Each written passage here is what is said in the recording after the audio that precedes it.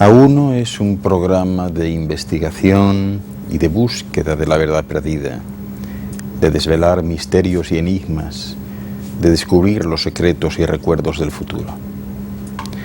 Hoy les hablaré sobre la muerte y la reencarnación.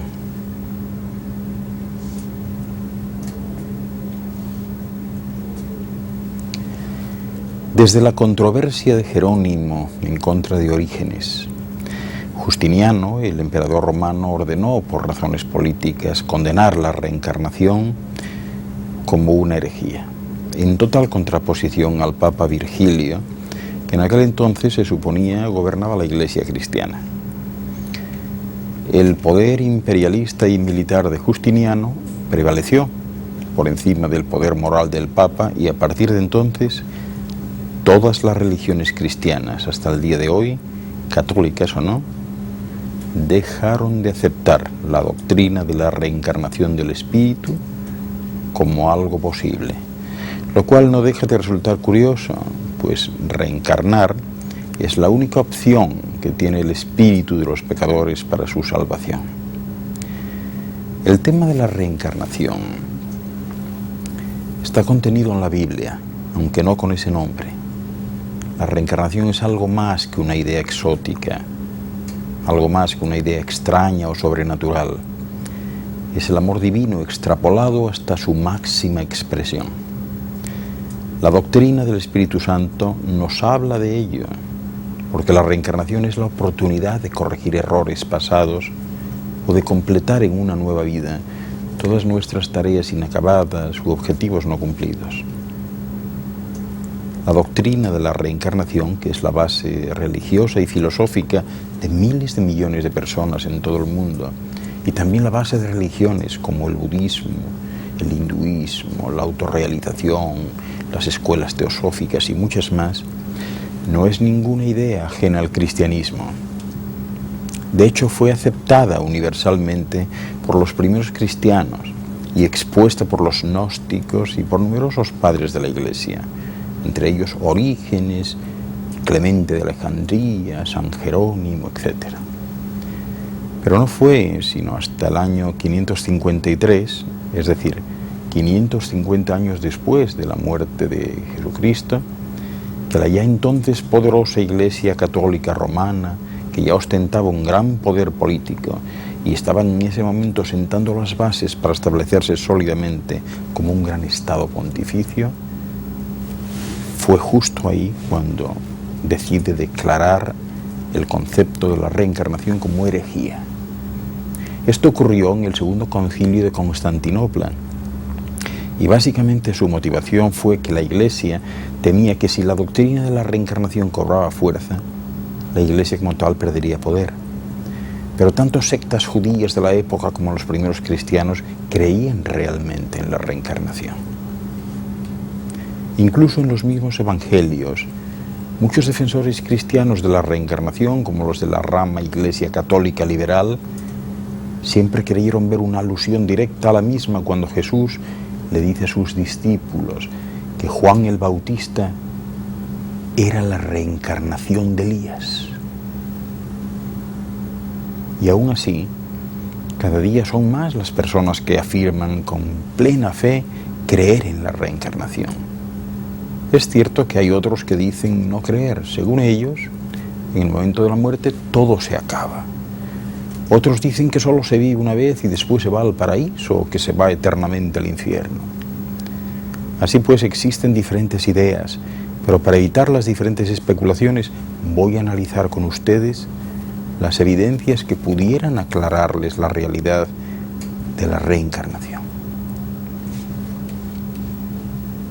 Nada muere, solo se cambia. Sin ir más lejos, este cuerpo en el que habita el alma cambia por completo cada 7 años.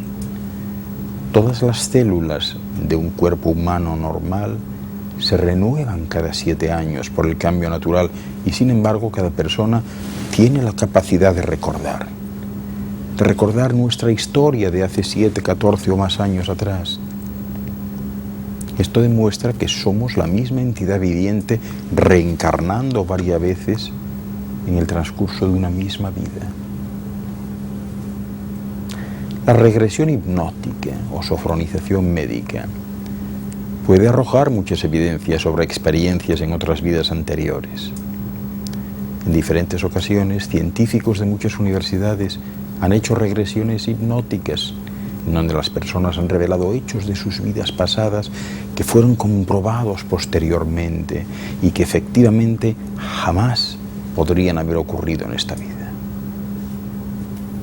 Fíjense, el último caso famoso registrado por un importante canal de televisión internacional fue que el canal, en el transcurso de una entrevista, registró la historia de una niña de la India que recordaba perfectamente haber sido asesinada en su vida anterior por el hombre que había sido su esposo, todo para quedarse con la amante.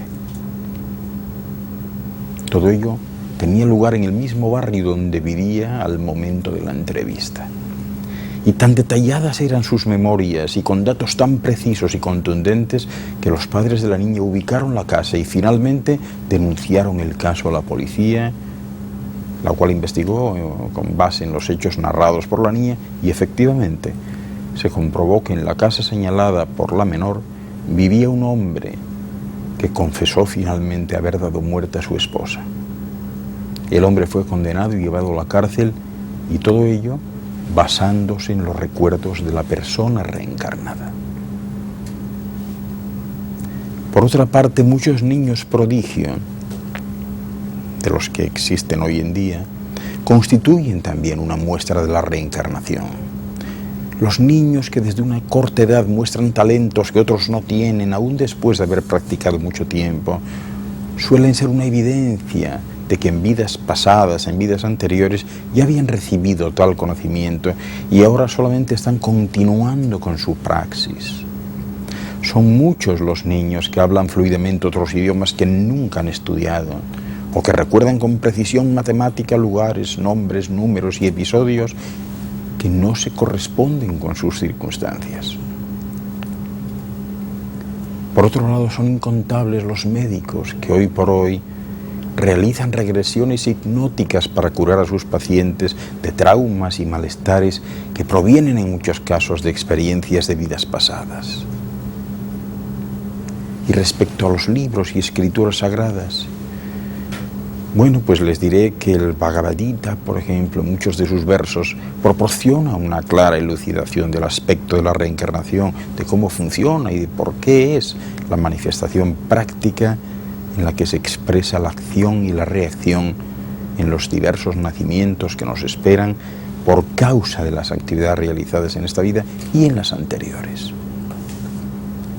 Los griegos, quienes también eran fieles adherentes a la ciencia de la reencarnación, la llamaron metempsicosis y dieron como muestra de ella el ejemplo del comportamiento de un bebé de rinoceronte que al nacer corre alejándose de la mamá porque su piel es tan suave y la lengua de su mamá es tan áspera que entiende que podría lastimarle. Sin embargo, después de 24 horas, la piel del recién nacido se endurece y entonces el bebé sabe cómo volver donde su mamá para recibir sus besos y caricias porque ya su piel es capaz de aguantarla. Para ellos la pregunta era: ¿de dónde sabe el bebé que tiene que salir corriendo para esperar este cambio? Este ejemplo fue una de sus pruebas para demostrar la existencia de la reencarnación. Voltaire, el filósofo francés, lo dijo en una forma muy hermosa. ¿Qué hay de asombroso en el hecho de nacer otra vez, después de lo maravilloso que es haber nacido por primera vez? Existen muchas pruebas. Es increíble cómo la subconsciencia está cargada con impresiones de vidas anteriores. El alma espiritual es como un ser viajero cubierto por el cuerpo astral. Mente, inteligencia, ego y subconsciencia. De esta forma, está equipado con una maravillosa facilidad de crear ambientes materiales, de usarlos y disfrutarlos, pero eventualmente, por ser una máquina material hecha de tierra, fuego, agua, aire y éter, tiene que dejarlos de vez en cuando, renovarlos y continuar en su vehículo astral. Evidencias de la reencarnación, hay muchas. También en otras escrituras, como en la Biblia, se hace referencia a algunos santos que han aparecido varias veces. Pero lo importante es que sepan que provienen de una existencia antes de haber nacido y que también van a tener otra después de haber perdido el cuerpo. Si le prestan toda la atención únicamente a esta vida que transcurre en este cuerpo terrenal, ignorando totalmente el destino hacia el que se dirigen, irán en contra de la naturaleza. Porque la vida es un eterno fluir. Lo único que cambia son los cuerpos que vestimos en cada existencia. Krishna dice en el Bhagavad Gita que así como este cuerpo, el alma encarnada pasa continuamente de la niñez a la juventud y luego a la vejez. Y que de la misma manera, el alma pasa a otro cuerpo en el momento de la muerte. Por lo que todo continúa. Y el cuerpo, en definitiva, no es más que una especie de vestidura o vestimenta para poder transcurrir aceptablemente bien por estos mundos de la materia. Estamos en A1 y hoy les estoy hablando sobre la muerte y la reencarnación. Quédense, no se vayan, enseguida regresamos.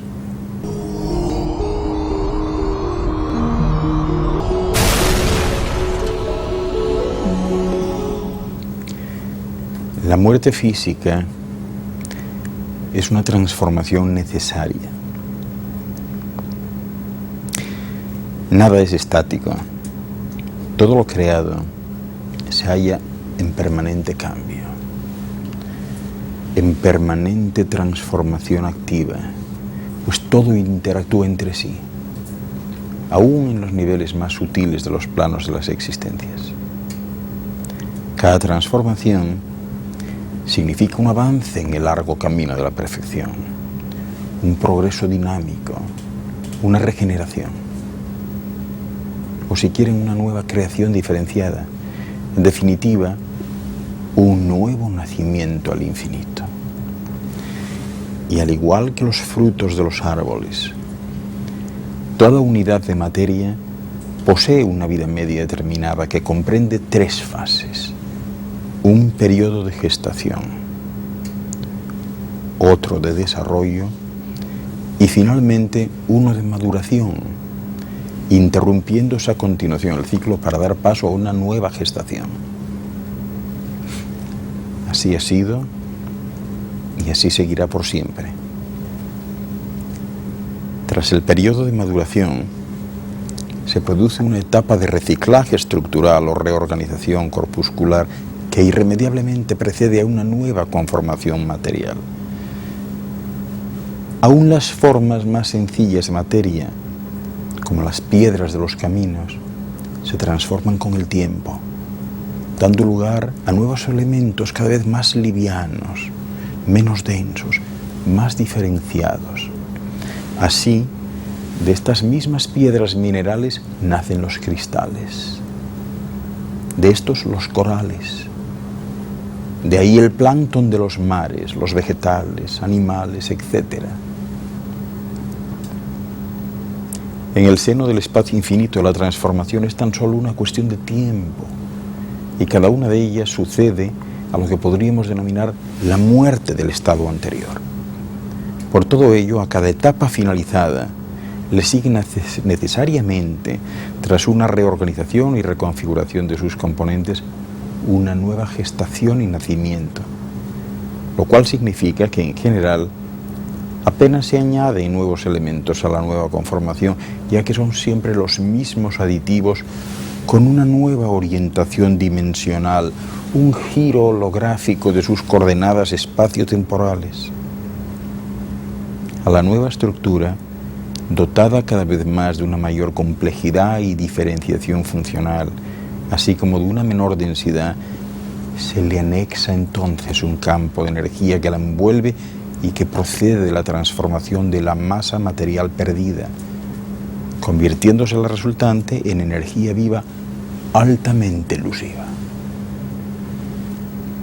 Todo lo creado se halla pues en constante cambio, un cambio necesario que permite al mismo tiempo la expansión y el crecimiento equilibrado y armónico de todos los universos, constelaciones, de todas las galaxias y sistemas, de forma que los considerados seres vivos atraviesan, al igual que los grandes universos, los mismos periodos de gestación, desarrollo y maduración que el resto de materia de mayor densidad, aunque no inanimada.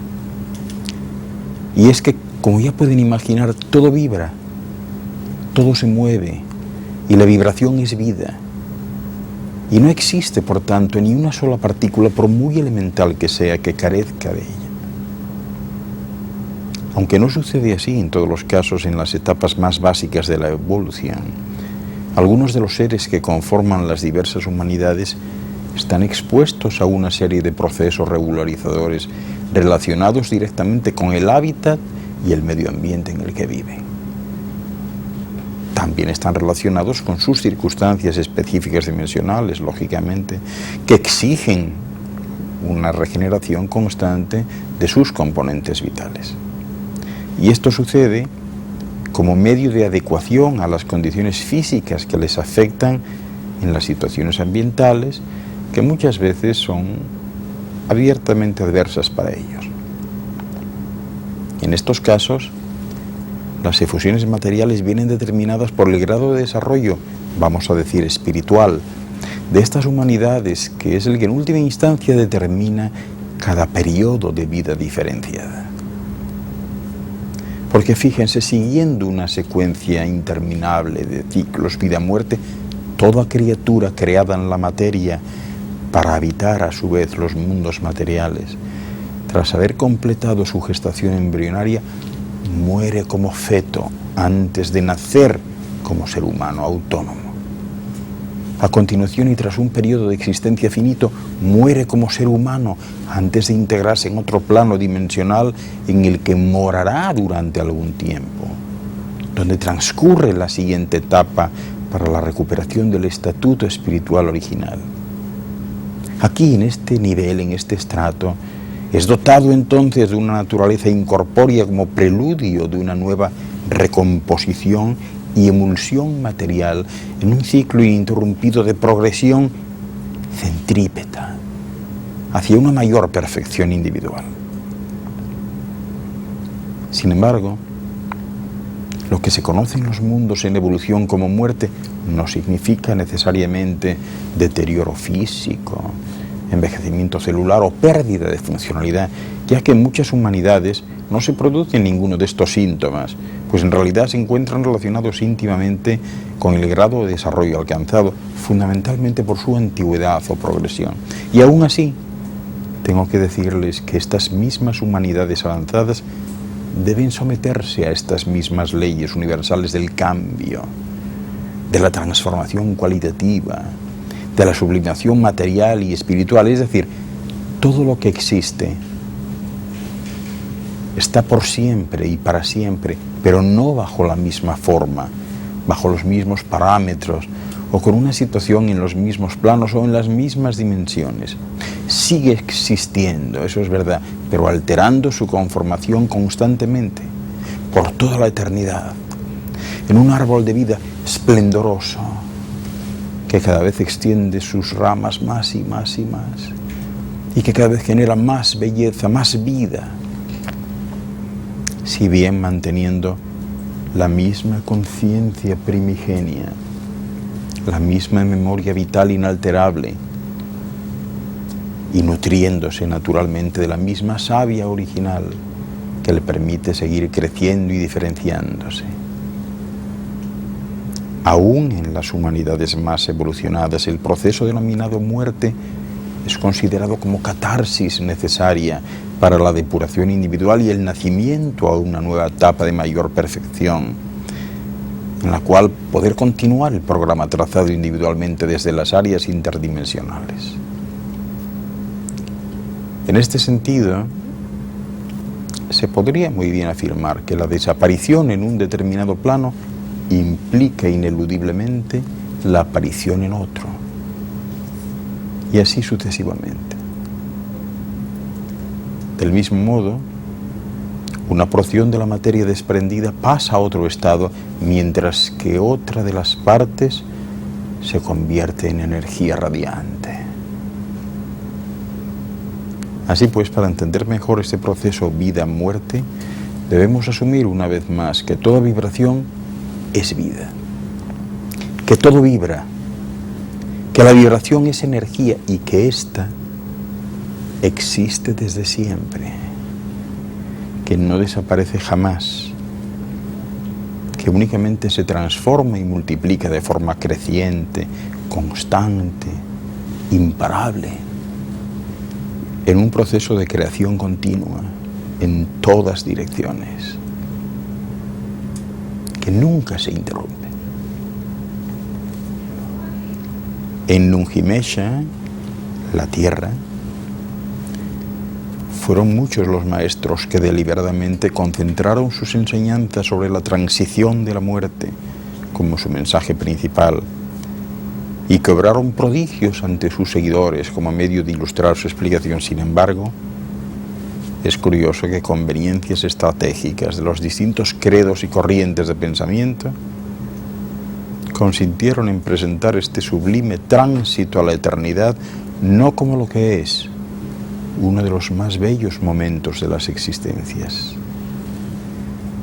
y que debería ir acompañado de un profundo sentimiento de felicidad, sino por el contrario, esto fue presentado como un suceso trágico y desgraciado que acompaña a los seres de las humanidades desde su incepción, por mor de unos supuestos errores contraídos por seres anteriores que fueron debidamente castigados y reprendidos por los dioses, no como penitencia obligada, y cuyo perdón parece que es patrimonio exclusivo de las altas jerarquías eclesiales imperantes en cada momento. Como hemos descrito, nada más lejos de la verdad. La muerte es tan solo un cambio, no supone ninguna desaparición, no supone ninguna terminación, es un paso más en la evolución de los seres. Pero de eso les seguiré hablando en el siguiente bloque. Esto es A1 y hoy estamos tratando del tema de la muerte y de la reencarnación.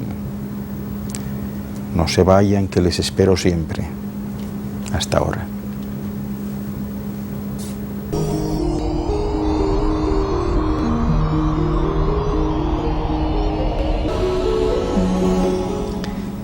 Seguramente a esta altura del programa ustedes estarán preguntando en qué consiste la transición desde la materia. ¿Qué pasa cuando uno se muere? Bien, cuando el cuerpo físico de un ser material llega al cenit de su deterioro, disminuye paulatinamente su nivel de vibración y por ende su capacidad de continuar albergando vida. De forma que todas sus células y estructura atómica comienzan un proceso de transformación hacia otro estado menos denso, en el que de forma paulatina desprenden toda su energía vital residual que pasa a envolver su conciencia infinita o su yo supremo, verdadera esencia de la personalidad de los seres materiales. La pérdida del último flujo de energía condensada provoca la ruptura de conexión de los dos cuerpos principales, el energético de naturaleza etérica, que contiene la esencia, y el físico o material, que, tal y como les decía, resulta imprescindible para moverse e interactuar en los mundos materiales. De este modo, el ser que está pasando por este trance inicia una vez más el retorno a su estado original en el que fue creado y recupera de repente todo su conocimiento universal en un movimiento rítmico pero concéntrico, manteniendo un equilibrio inestable pero armónico, que va de la oscuridad de la ignorancia a la luz del conocimiento supremo. En ese momento se produce un alineamiento de sus partículas inmateriales de energía, seguido de una condensación de las mismas a nivel atómico, dando lugar a la conformación de un nuevo cuerpo provisional, divinizado, pero compacto, si bien careciendo de toda materia. Un cuerpo que puede reconfigurarse a voluntad. Pero voy a ir paso a paso realizando para ustedes un recorrido por todo el proceso de la transición en lo que muy bien podríamos llamar alquimia espiritual. Este proceso comienza por una sensación de adormecimiento y sueño profundo para el ser que se va a transmutar. Claro está, en condiciones normales. Es decir, del ser que se está muriendo. Cuando esto sucede, el ser ya no percibe la realidad con sus propios sentidos corporales, sino con sus sentidos divinizados, los que contienen su esencia volitiva, presentes ahora en su mente y sin interferencias de ningún tipo.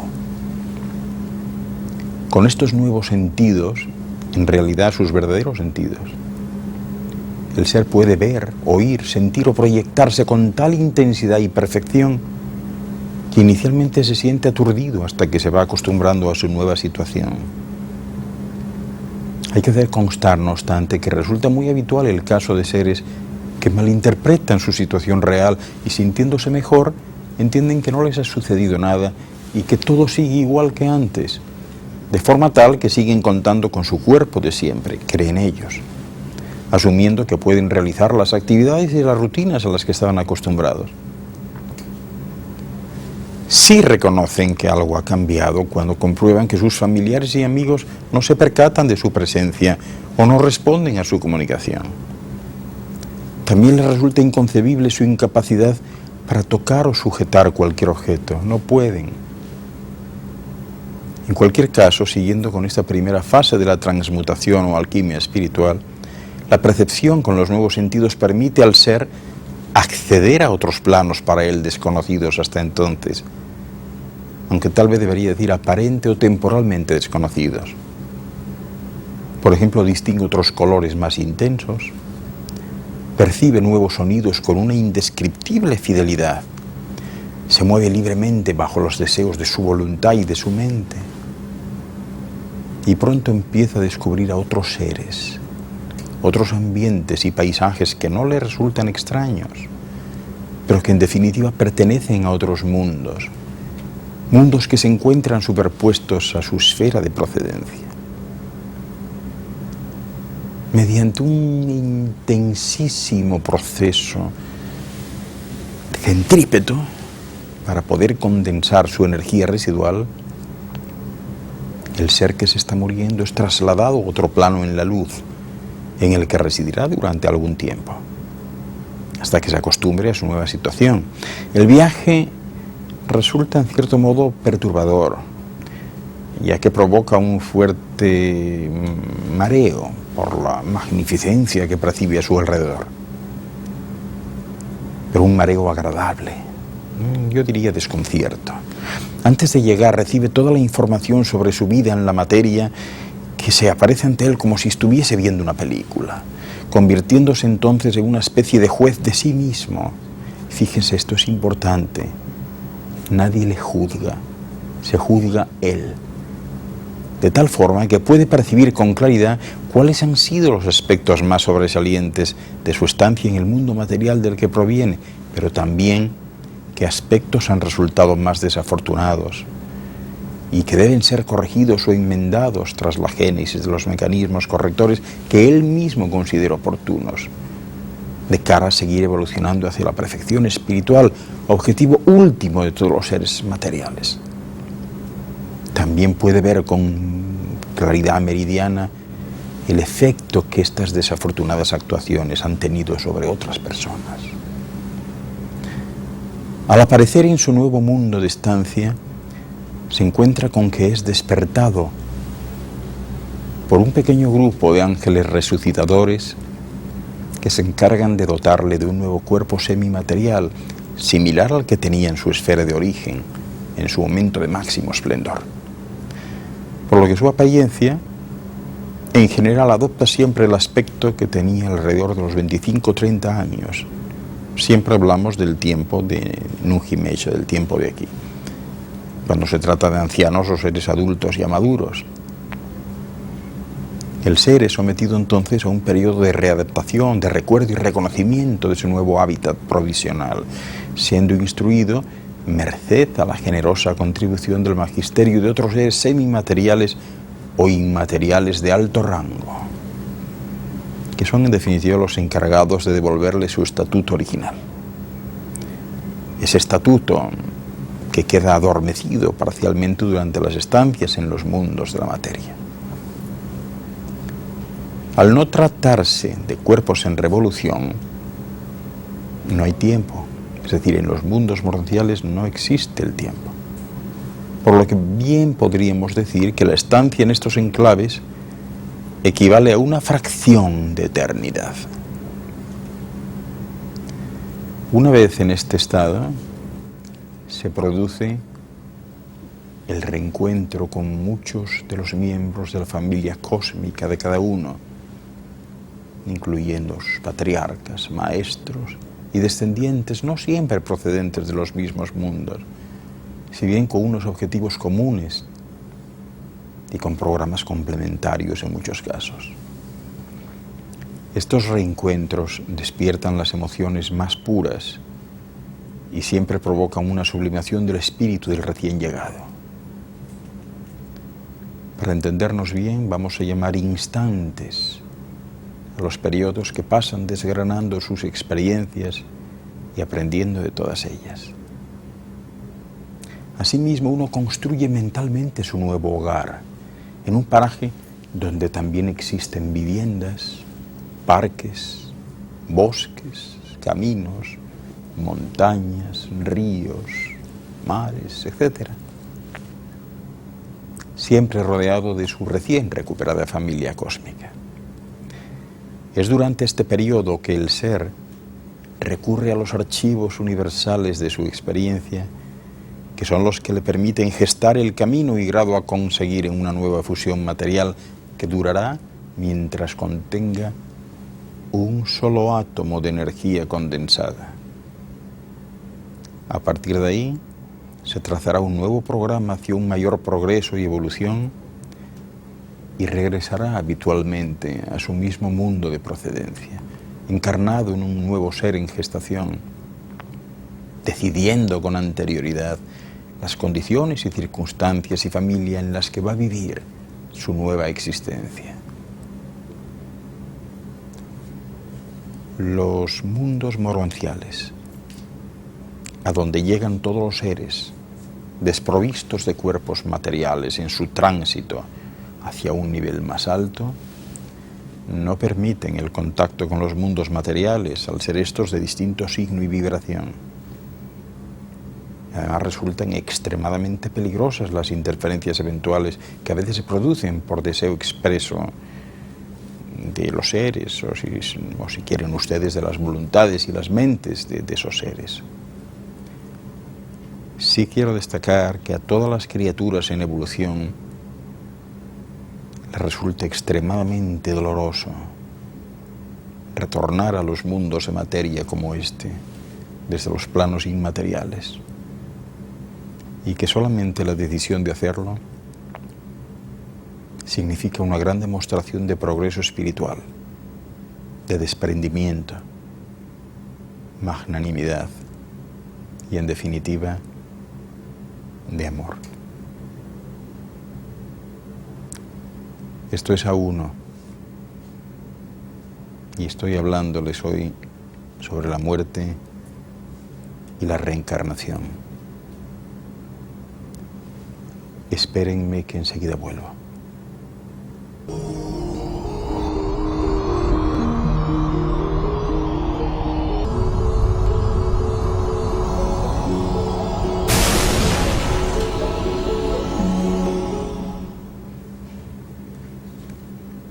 Voy a hablarles ahora sobre cómo funciona el retorno a los mundos materiales desde otra dimensión distinta en la que se está antes de venir aquí. De forma ordenadamente alternada, a cada efusión material le sucede invariablemente una efusión inmaterial y a veces semimaterial, hasta que el grado de progreso del ser le introduce en un nuevo ciclo en el que se alternan vidas semimateriales con efusiones inmateriales, hasta producir finalmente una ascensión desde los planos inmateriales a los que podríamos muy bien denominar divinos o planos de menor densidad. Así es siempre. Una especie de perpetua alternancia entre dos polos. Pero circunscribiéndonos de nuevo al ámbito de Nunjimecha o la Tierra u otros mundos de similar nivel a este, les diré que entre dos vidas materiales diferenciadas existe una vida completa en alguno de los mundos morenciales, no demasiado distinta como se perciben las esferas en la materia. Una vida en la que de nuevo se repite el proceso por el que los seres nacen, se desarrollan, maduran y transmutan. Aunque con una serie de diferencias funcionales importantes. Por ejemplo, el aspecto morfológico se mantiene inalterable. La respiración y alimentación son energéticas. Los desplazamientos son creaciones mentales. La visión multidimensional, etcétera, etcétera. Por otro lado, la relación o interacción entre los distintos seres se produce de manera muy similar a cómo se desarrolla en los mundos de la materia y combinan instantes de socialización con otros de estudio, de reflexión creadora, de planificación y, en definitiva, de convivencia en el amor. Esta vida, en los mundos morenciales, precede a la nueva efusión en un mundo material que habitualmente suele ser el mismo en casi todos los casos. Y tal y como les decía antes, siempre se hace necesaria una muerte en ese plano para provocar en ese mismo acto un nacimiento en el nuevo espacio. Una vez concluido el periodo de estancia en el mundo asignado de Moroncia, el ser se sitúa en un área interdimensional de tránsito, desde la que planifica y elige las que serán sus coordenadas básicas en la nueva vida que está a punto de comenzar. Para ello, decide en primer lugar las condiciones y circunstancias ambientales en las que discurrirá su existencia, es decir, área geográfica en la que se va a asentar, estrato social, dificultades o inconvenientes que quiere afrontar, grado de notoriedad, etcétera, etcétera. Del mismo modo, decide la estructura genética de sus progenitores, es decir, raza, sexo, etcétera. A continuación, el ser, en esencia, se desplaza y realiza incursiones en las áreas seleccionadas para iniciar la fase de concepción, mediante la cual aumenta sus niveles de percepción y discernimiento en cuanto a la actitud de los posibles progenitores, siempre respecto a la gestación de una nueva vida y de las circunstancias en que se va a producir. Es interesante destacar que son muchos los seres que compiten desde estos planos sutiles, aún próximos a los niveles morenciales, por ser absorbidos por la luz del amor. Y es que cuando se produce el encuentro sexual de dos seres materiales en un verdadero acto de amor, se genera una explosión de energía creadora de tal magnitud y luminosidad que el espacio local no puede contenerla y actúa cual si de un faro cósmico se tratase, por lo que se presenta algo así como una avalancha de candidaturas, todas ellas para ocupar ese lugar. El ser imprime en ese instante su sello energético en la nueva concepción, pero no se situará en el feto en formación hasta mucho tiempo después. Eso sí, va a entrar y salir frecuentemente para familiarizarse con su nueva estructura material, pero retornará a las áreas interdimensionales hasta tanto no se produzca el alumbramiento, por lo que asumirá su nuevo cuerpo en el último momento previo al parto. Quiero destacar en este punto que las primeras entradas prolongadas en el nuevo ser material, es decir, en el feto que se está gestando, no se producen hasta pasados 3 meses del tiempo terrestre, a partir de lo cual las incursiones periódicas se alternan discrecionalmente hasta los 3 días previos al momento del nacimiento. De esta forma se produce la simbiosis del ser universal con el ser material recién recompuesto, todo ello tras un estrangulamiento de su esencia suprema que debe adaptarse a las limitaciones de un espacio que no le puede contener en su totalidad, por lo que pierde gradualmente algunos de sus atributos, como son pues la memoria eterna, el conocimiento global o la capacidad de ubicación en los espacios. De esta manera, el ser irá perdiendo gradualmente sus atributos y privilegios hasta la edad de 5 o 6 años de los de aquí, en que su conciencia volitiva asumirá por completo los patrones fundamentales de su conducta en la nueva existencia y continuará con la inercia, lógicamente, que le imprime su carácter y personalidad, adquiridos para esas nuevas circunstancias en las que ha elegido vivir. Sin embargo, existe un grupo de seres que participan de programas asistenciales especiales en los mundos de la materia como este, que no llegan a perder nunca sus atributos esenciales, si bien es cierto que no lo recuperan del todo hasta pasada esa primera etapa de 5 o 6 años, pero a partir de ese momento, estas criaturas vuelven a recordar y tomar conciencia de su verdadera personalidad y vuelven a tener acceso voluntariamente a los demás planos, así como hacer incursiones esporádicas a otros niveles dimensionales, iniciando de este modo sus actividades trascendentes de asistencia, de preservación o de investigación para las cuales han venido. En estos casos, es habitual que los seres reciban la ayuda directa de otros compañeros estelares, podríamos decir de proyecto, que se encuentran siempre a su disposición. No es inusual, sin embargo, el caso de algunas criaturas que son capaces de recordar conscientemente alguna de sus efusiones anteriores en ese mismo, en otro mundo distinto. E incluso, como les decía antes, hasta el idioma que utilizaban en su diaria rutina, aunque esta capacidad suele quedar bloqueada con los nacimientos en la materia. Entre otras razones, para evitarle al ser pues un sufrimiento innecesario que le produciría una gran infelicidad, desasosiego y hasta desesperación. Pues de saberlo, desearía fervientemente reencontrarse con los que él considera su verdadera familia y a los que no tiene acceso.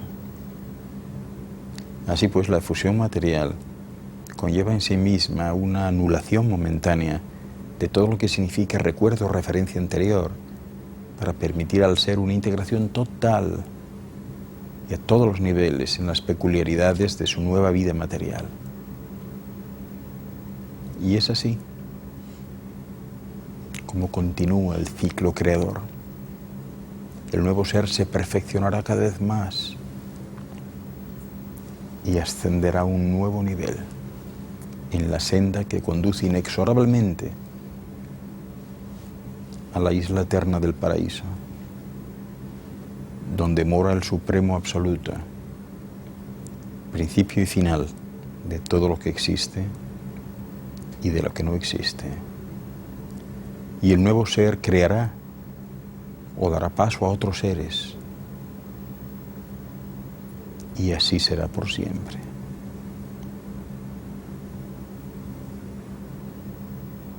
No crean que todo lo que han visto y oído ha sido fruto de su imaginación o de la mía. Soy Ángel Luis Fernández Y esto ha sido A Uno por hoy. Muchas gracias por su atención.